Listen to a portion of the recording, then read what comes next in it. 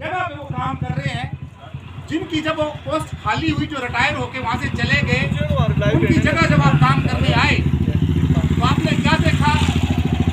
वो जो 80,000 लेके वहां से रिटायर हुआ और उसकी जगह जब आपको 20 साल पहले रखा गया तो आपको रखा गया 7,000 रुपए, 1500, उससे भी कम। एक आदमी को 80,000 की पोस्ट से रिटायर कर दिया, उसकी जगह 1500 पे काम करने के लिए दूसरे इंसान को रखा गया। ये कहाँ तक की? अगर आपके अंदर कोई वर्कर काम कर रहा है तो आपके परिवार का हिस्सा है। जो अफसर होता है उसमें दो परिवार होते हैं, एक जो घर के अंदर है, दूसरा वो जिनके साथ वो काम करते हैं।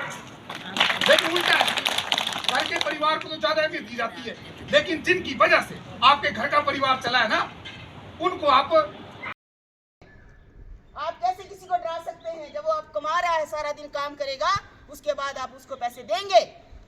आप घर बैठे को तो आपको देते हैं कि नहीं देते हैं? कभी बीमार हो जाता कोई तो क्या कंपनसेशन करते हैं आपको?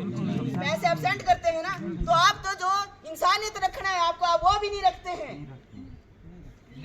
आप इनके साथ मजदूर जुड़ गया, इनके साथ कॉन्ट्रैक्ट का, लेबर का जुड़ गया, तो आप इनको आदमी की तरह भी नहीं देखते हैं। और फिर आप इनको डराते हैं कि आप नारे लगाएंगे तो गेट के अंदर नहीं आएंगे। हमने पिछली बार भी कहा था कि हमें भी नारे लगाने का शौक नहीं है, लेकिन मैंने जो बात कही कि बिना कुछ लिए रिटायर हो जाएंगे लोग। बीमारी की हालत में पैसा नहीं है, दवाई के लिए, इलाज के लिए पैसा नहीं है। आपको मेडिकल क्लेम मिलता है, इनको मिलता है ना, आपको नहीं मिलता है ना। आपको छुट्टी नहीं मिलती, इनको छुट्टी मिलती है। ये खुद बीमार होते तो छुट्टी मिलती है, कोई रिश्तेदार बीमार हो जाएगा तो छुट्टी मिलती है, तो जा सकते हैं। घर का आदमी बीमार हो तो जा सकते हैं। खुशी का कोई मौका है तब छुट्टी जा सकते हैं, गम का है तब जा सकते हैं। मगर जो ठेका का मजदूर है, उसने क्या गुनाह कर लिया है कि उसको दुख में भी छुट्टी नहीं मिलेगी, बीमारी पर छुट्टी नहीं मिलेगी, खुशी के का उसमें छुट्टी नहीं मिलेगी, उसके पैसे कटते हैं, फिर बोलते हैं रिलीवर साथ में लेके आओ। तो ये जो चलो जो कुछ चीजें तो दिल्ली की मैनेजमेंट को करना है, मगर यहाँ का जो लोकल मैनेजमेंट है उसको भी तो इस वर्कर के साथ जो आपको काम कर रहा है, जो आपका दिन रात सेवा में लगा हुआ है, उसकी मजबूरियों को भी समझना है। ठेकेदार से आप लेटर निकलवा देंगे, उससे क्या हो जाएगा? उससे क्या हो जाएगा भाई? ठेकेदार ने थोड़ी तो बोनस देना है, तो ठेकेदार तो बोनस तब देगा जब आप देंगे। तो you are the principal employer. आप कैसे भूल गए कि आप मुख्य नियोक्ता हैं और आप बोलेंगे आप गेट के पास नहीं आएंगे? किसके पास जाएंगे? एनएचपीसी बनाएगी पॉलिसी, नहीं बना सकते हैं तो मना कर दो, लेकिन मांग करना ये हमारा कानून, ये संविधान हमें राइट देता है कि हम अपने लिए जो अधिकार है, अधिकारों के ऊपर भी हम मांग कर सकते हैं। हिंदुस्तान का संविधान बोलता है, लेबर लॉज हमें बोलते हैं। आज हम बैठे हैं तो ऐसे नहीं बैठ गए हैं। आईडी एक्ट 1947 जो है हमारा इंडस्ट्रियल डिस्प्यूट एक्ट, उसकी सेक्शन 22 के तहत जो है हम लोग बैठे हैं, वो इजाजत देती है धरना प्रदर्शन करने की। हम कोई गैर कानूनी तरीके से नहीं बैठे हैं, ये मजदूरों का राइट है। अरे ये बोल भी नहीं भाई, इससे तो अंग्रेजों का टाइम ठीक था, अंग्रेजों का टाइम ठीक था। इससे तो माहौल बनाया है जब हम काम डिस्टर्ब नहीं करें। अरे उस दिन गेट मीटिंग की, अपना टाइम बर्बाद करके किया ना, 1 घंटा लिया, काम किया आपका। आज कर रहे हैं, लंच नहीं कर रहा कोई भी, लंच नहीं कर रहे इसलिए बैठे ना, नहीं तो लंच में टाइम जाता है। और अपने टाइम में हम अपनी मांग कर रहे हैं तब भी आप डरा रहे हैं, तो ये बात ठीक नहीं है आने वाले समय के लिए। तो हमने भी यही कहा था मैनेजमेंट को कि हम अगर स्थायी हैं, वो अपने लोगों को कानूनों को भी लागू नहीं करने देते हैं। उस कानून के तहत, उस अधिकार जो हमें कानून देता है, उसके तहत अगर हम बोलते हैं हम डेमोन्स्ट्रेशन करना है, हमने अपना नारेबाजी करनी है, हमने गेट मीटिंग करनी है, तो आप बोलते हैं आप नहीं कर सकते हैं, गेट से बाहर चले जाओ, अंदर नहीं आने देंगे। सारी जगह पे ऐसे है, चमेरा वाले भी ऐसे बोल रहे हैं।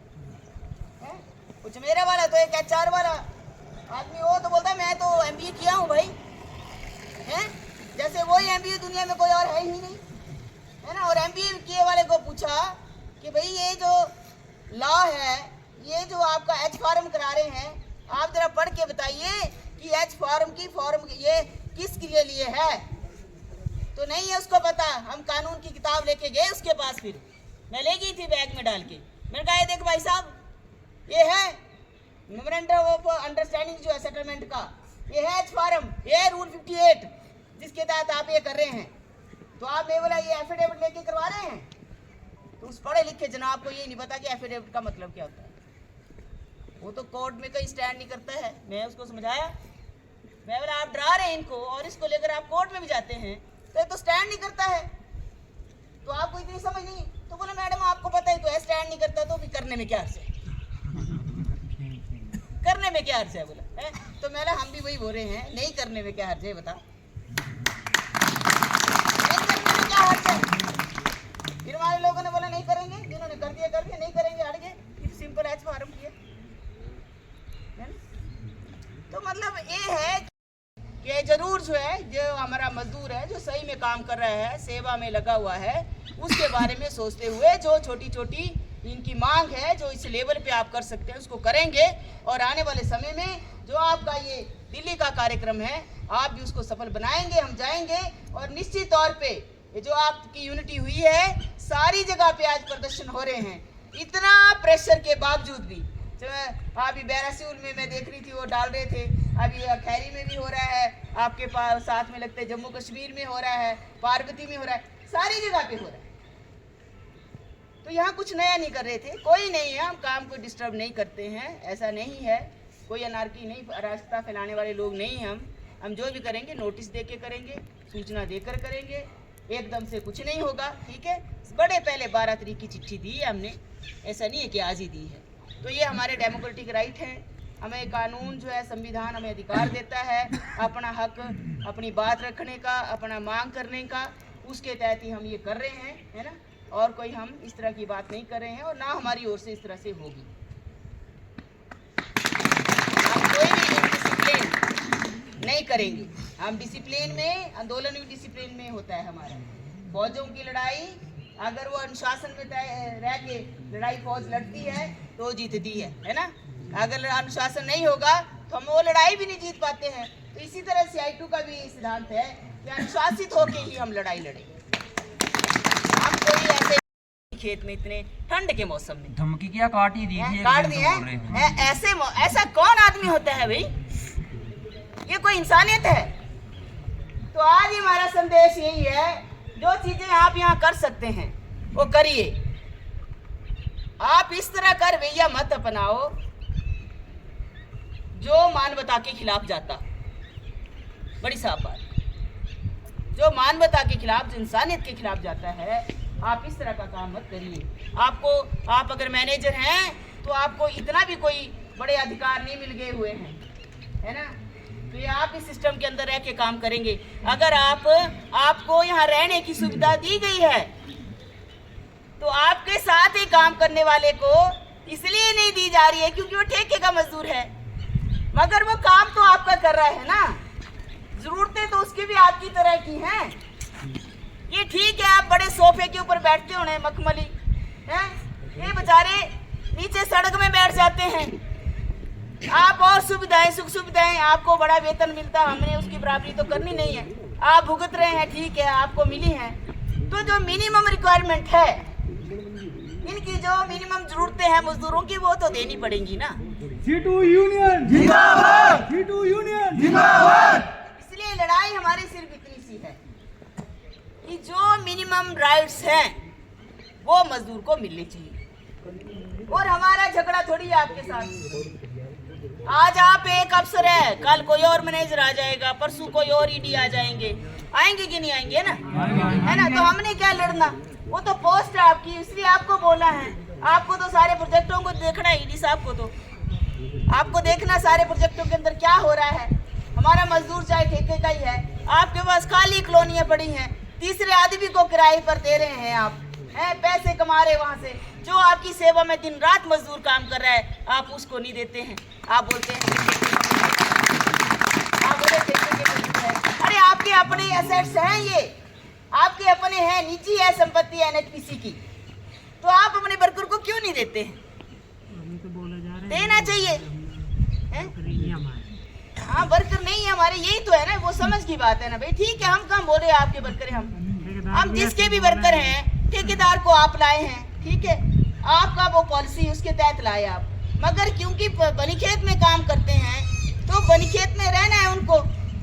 तो जब उनको रहना है, आपके पास अगर पड़े हैं क्वार्टर, आप तीसरे आदमी को दे रहे हैं, किराए पे दे रहे हैं, तो आप ठेका वर्कर को दो, उनसे भी किराया ले लो। मना थोड़ी करो, मुफ्त में तो कोई नहीं मांग रहा है ना? तो आप उनको भी किराया, लेकिन आप हैं कि ये हमारे से कोई मांग ना कर ले, इसलिए तुम गेट के बाहर ही रहो, ये हमारे से कुछ मांग ना ले, तो इसलिए इनसे हमने बात ही नहीं करनी। तो आपको बड़ा दिल रखना चाहिए। हम तो ये कहते हैं मैनेजमेंट को, खुला दिल रखना चाहिए अपने वर्कर के लिए। आप तीसरे आदमी को दे रहे हैं तो ठेका वर्कर को दे दो। जब इसकी नौकरी में ये चला जाए, कौन सा बचा करेगा? है बात के नहीं, है ना? वो तो जब तक नौकरी करते हैं तब तक है।